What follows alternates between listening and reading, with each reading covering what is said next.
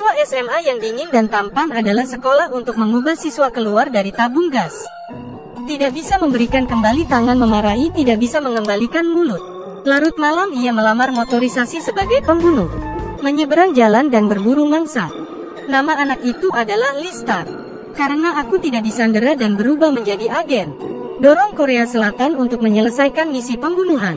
Hari ini, Song Xiaopria membawa film perang mata-mata Korea ini untuk semua orang. Lahir di jendela yang sama.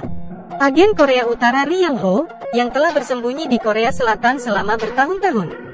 Wei Yu menyelesaikan misinya dan akan kembali malam ini. Ibu mertua di depannya memiliki kehidupan yang sama dengannya. Seorang pemilik kios pinggir jalan telah menetap di sini selama 30 tahun untuk berlindung. Speechless ini selalu menganggap Lin Hao sebagai anaknya sendiri. Meminum anggur dan mengucapkan selamat tinggal. Li Yang Ho meninggalkan tasnya dan menuju pelabuhan. Di belakang mobil hitam diam-diam tiba. Situasi kesadaran tidak baik dan ia berlari sepanjang jalan. 3 sore orang yang bergeser kering. Tapi aku tidak berharap dikelilingi oleh resimen. Anda hanya dapat memegang tangan Anda.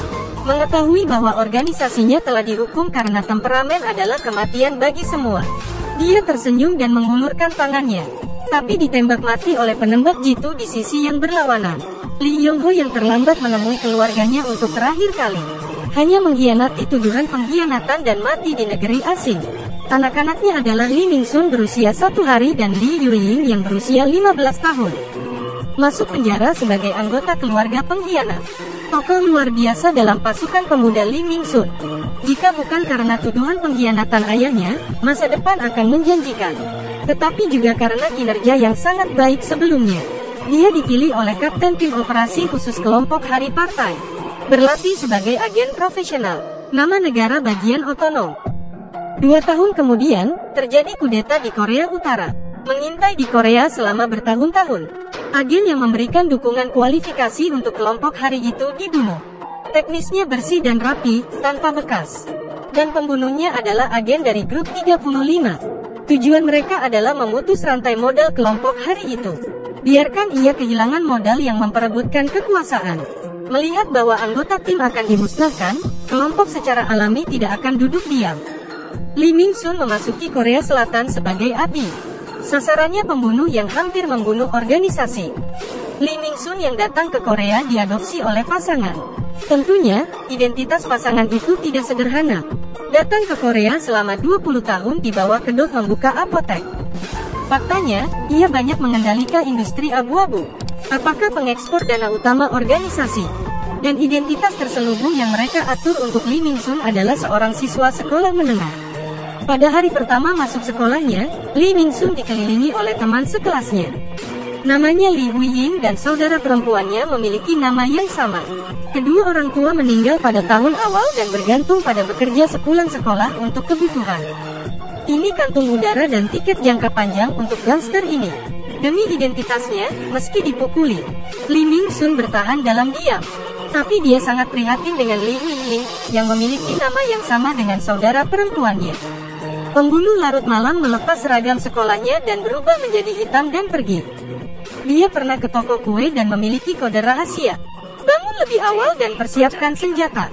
Di gerbang, menyamar dan menunggu mangsa. Setelah memasuki pintu, dia mengayunkan tangan dan kakinya dengan tajam ke arah bos di belakangnya. Akhirnya dia menarik rambutnya dan menekan ke tanah. Lee Ming-sun mengetahui lokasi biduk dari bosnya. Bos memanfaatkan kelengahan dan melawan. Lee Ming-sun melawan, bos tewas di tempat. Lee Ming-sun membunuh orang untuk pertama kalinya. Sambil mendesah, diam-diam menghadap cermin. Di toko daging babi, Lee Ming-sun mengarahkan pistol. Sang bos terpaksa menuliskan plat nomor biduk dan menyerahkannya. Dia mengatakan memohon ampun, namun berbalik mengambil kail. Tapi saya tidak menyangka dia menggunakan daging babi sebagai bantalan. Lee Ming-sun meraih pergelangan tangannya dan mematahkannya. Lalu tertusuk di bagian perut dan meninggal. Lee Ming-sun mengikuti mobil tersebut sampai ke pertemuan berikutnya. Keduanya berhenti di stopan. Seseorang menatap target, namun tidak menyadarinya. Lee Ming-sun bertanya dan bertanya, target menginjak gas. Kaca jendela belakang pecah saat melarikan diri. Pengejaran berlanjut dan semakin dekat. Lee Ming-sun menembak ban dan mobil hilang kendali. Mobil hilang kendali ke kerumunan dan akhirnya berhenti. Lee Ming-sun turun dan hendak membunuh target. Tapi ada banyak penonton. Dia hanya dapat pergi dengan kecewa dan gagal membunuh. Lee Ming-sun, yang berusia 19 tahun, banyak di bawah tekanan. Hanya dapat mengandalkan berlari untuk melampiaskan. Dia melihat Li Huiying hari ini dipaksa masuk ke laboratorium oleh laki-laki. Lee Ming-sun mengikuti untuk melihat. Uang sekolah yang diperoleh dengan kerja keras diambil. Li Huiying menangis, namun mereka merobek pakaiannya. Lee Ming-sun mendengarnya di luar pintu dan mendobrak masuk. Pegang pergelangan tangan dan lakukan tendangan. Keduanya terpelintir. Seorang laki-laki mengepalkan tangan dan patah. Lee Ming-sun mengenakan jasnya kepada Li Huiying, namun tidak tahu berkata apa. Li Huiying memutuskan tidak sekolah setelah insiden ini. Ming-sun melihat ke meja kosong dan sedikit kecewa. Beberapa hari kemudian, mereka bertemu lagi. Huiying memotong rambutnya dan kembali ke sekolah, dan meminta Ming-sun untuk membantu. Keduanya datang ke tempat dansa tempat bekerja paruh waktu. Saya ingin menjadi penari dengan latihan terus-menerus, tetapi harus mendapat persetujuan wali. Lee Ming-sun melihatnya sebagai saudara perempuannya yang sudah lama tidak dia lihat. Tanpa ragu-ragu menulis saudara. Dua orang berjalan di tengah hujan. Ming-sun memayungi perempuan itu. Setengah terguyur hujan namun tidak peduli. Mereka berdua berbicara dan berjalan sampai ke tepi sungai. Tapi saya tidak tahu bencana datang dengan tenang. Pasangan apotek itu dikhianati dan dicari oleh target. Wanita menarik tirai dan mengisi peluru tertawa. Untuk menyelamatkan seorang wanita yang mengatakan kode brankas, dia masih dibunuh. Pria di ruang kerja itu memakai headphone dengan nyaman. Tapi saya tidak tahu membubuh dari belakang. Pembunuh itu mendekat dan tanpa ekspresi. Brankas dibuka. Anda akan bertemu dengan Ming-sun. Ming-sun pulang dan mencium bau darah. Ming-sun berhati-hati. Melalui ruang belajar ke aula, menemukan pembunuh yang sedang menulis. Keduanya saling bertatapan dan menunggu perkelahian. Ming-sun membuka pakaian dan bersiap memukul. Pembunuh segera bereaksi dan melemparkan meja. Keduanya saling memukul. Pembunuh memutuskan bertarung dengan cepat, mengambil pistol namun dapat digagalkan. Berhasil menjatuhkan senjata, menekan ke dinding. Ming-sun menarik kawat dan mencekik lawan. Tanpa diduga, lawan menusuk kakinya dengan pisau dan melukai wajahnya, memukulnya dan menekan ke tanah. Mengambil botol anggur. Ming-sun mengambil pisau dengan cepat, menusuk di paha dan perut, dan bagian belakang. Pembunuh berlutut. Tidak tinggal lama dan meninggalkan lokasi. Menaruh senjata pembunuh di microwave. Apotek hancur oleh ledakan. Dia datang ke kios pinggir jalan dan mencari bantuan. Kelelahan dan jatuh. Polisi menemukan lencana seragam sekolah di reruntuhan. Identitas Ming-sun ketahuan beberapa bulan setelah melarikan diri. Berpura-pura menjadi nenek dan hidup normal. Bel berbunyi hari ini menunggu misi lainnya datang. Perebutan kekuasaan dalam partai sedang memanas dan sedang butuh dana. Kapten memerintahkan untuk mendapatkan uangnya kembali dan bersatu dengan dia. Semangatnya menyala kembali. Menurut foto, dia mengetahui lokasi sasaran. Orang-orang kelompok 35 sudah menukar uang dengan berlian dan dibawa kembali untuk diserahkan. Ming-sun sendirian di Hong Kong dan menerobos sendirian. Tapi sulit membunuh satu persatu musuh. Dia melemparkan granat. Musuh mengamankan kotak dan masuk dalam pipa. Ming-sun yang telah menyelesaikan misinya, sangat menanti bertemu adiknya. Dia pergi ke pasar untuk membeli hadiah ibu mertua dan adiknya. Sangat senang menerima hadiah namun sedih. Sebelum pergi, ia mengucapkan harapannya pada Ming-sun. Ia berharap Ming-sun dapat kembali ke tanah airnya dan melupakan di sini. Ming-sun datang ke studio tari dan mengucapkan salam perpisahan terakhir. Keduanya enggan. Huiying dengan ragu meminta kontak Ming-sun. Ming-sun tidak ingin Huiying terlibat.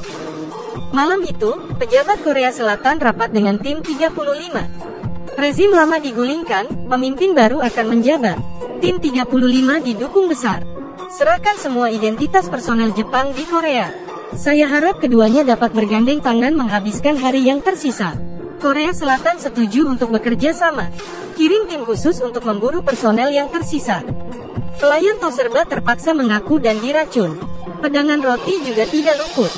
Ming-sun tidak tahu apa-apa tentang ini dan bahagia sampai ke rumah. Tanpa diduga, rekan setimnya menggunus pisau. Tidak pernah ada agen yang dapat hidup kembali. Ia dikhianati negara dan menjadi bidak. Ming Sun kembali mencari nenek tua di kedai. Tetapi nenek itu memberinya waktu untuk melarikan diri. Nenek pura-pura mengambil pisau dan tertembak di dada. Polisi menemukan Ming Sun di kerumunan dan berlari mengejar. Bersembunyi dan menodongkan pistol, Ming Sun telah menghilang tanpa jejak.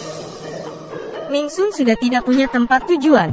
Menghindari kejaran dan pergi ke tempat Hui Ying. Saya kehilangan darah. Hui Ying menemukannya dan merawat luka. Kabar penangkapan agen Korea Utara ditayangkan di TV. Ming Sun sebagai buronan dan dihadiahi bila tertangkap. Hui Ying kaget saat mengetahui identitasnya. Ming Sun sadar dan hendak meninggalkan tempat namun ditahan. Pada saat ini, kelompok telah kehilangan arah. Pemimpin tim digantung dan disiksa. Tanyakan keberadaan Ming Sun dan berlian. Tidak tahan, ia mengkhianati bawahannya. Saya pergi ke Korea untuk membawa Ming Sun dan berlian. Keesokan paginya, Hui Ying sedang berbelanja. Bertemu dengan polisi yang sedang melakukan penyelidikan. Polisi mengenalinya sebagai teman dekat Ming Sun. Memberi kartu nama, dapat menghubungi kapan saja. Pemimpin tim telah tiba di Korea diam-diam.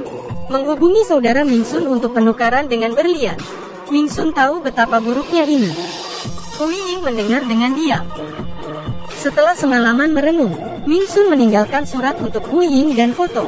Terburu-buru membaca. Hui Ying menelpon polisi memberitahu posisi Ming Sun. Polisi membawa pasukan untuk memblok lokasi. Bos Ming Sun bertemu di area parkiran. Petugas polisi melihat mereka berdua dan meminta dukungan. Tim operasi khusus berkumpul di atap. Di dalam mobil, saudara perempuannya ditahan.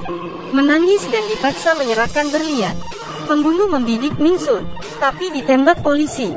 Kedua belah pihak baku tembak. Peluru menghancurkan kaca dan hampir melukai Hui Ying. Ming Sun berteriak keras namun dihentikan bosnya. Sejumlah besar polisi bergegas menghampiri namun pengemudi menginjak gas. Ming Sun berlari mengejar. Tapi polisi sudah blok jalan dan mobil dihentikan. Melihat saudara perempuannya selamat, Ming Sun membalikkan badan dan melarikan diri. 1 jam setelah dia menerima telepon dari bosnya di malam hari. Bawa berlian untuk menyelamatkan teman. Dia tidak punya pilihan selain menelpon saudara perempuannya dengan handphone staf polisi temannya untuk perpisahan. Ming Sun sedih dan menangis di jalan. Dia hanya ingin hidup normal. Ming Sun menyeka air matanya. Bersenjata lengkap dan bergegas. Menelpon dari luar pabrik. Berharap mendapat bantuan dari cek lokasi handphone. Beberapa kawanan di pabrik memandangnya. Ming Sun masuk ke kabin untuk memastikan temannya selamat. Kebencian baru dan lama Ming Sun tidak akan patuh. Dia melempar berlian ke udara, membunuh sebelah kanannya dan tertembak. Ming Sun cepat mundur. Membuka ikatan talinya, buang tas sekolah dan tekan tombol. Meledak di tempat. Berjalan ke pintu keluar. Tapi ditahan oleh 1 orang. Hui Ying meminta bantuan polisi. Bos mengangkat senjata dan hendak membunuh. Membalikkan badan, polisi muncul. Ming Sun membuat pilihan terakhir. Bos langsung mati di tempat. Ming Sun dibawa ke rumah sakit untuk diselamatkan. Tapi akhirnya kehilangan terlalu banyak darah. Kopi jatuh ke lantai, Hui Ying merasakan saudara laki-lakinya sekarat. Adik perempuan saya mengira kakaknya dibunuh. Ini adalah akhir film. Mata-mata Emberlin menjadi hebat dan rahasia. Untuk teman sekelas hari ini, mereka mencontohkan protagonis saat remaja. Kelompok audiens cenderung rendah. Aktor utamanya tampan. Tapi kedua performa penampilannya di film ini sangat baik. Jeon So Hyun sangat hebat untuk memerankan tokoh tersebut. Seng Xian ada di kelas yang sama. Agen rahasia yang sedikit berbicara. Jarang ada potensi seperti ini. Baik, sekian untuk film hari ini. Ingat untuk like. Datang ke Song Xiao Guo untuk menonton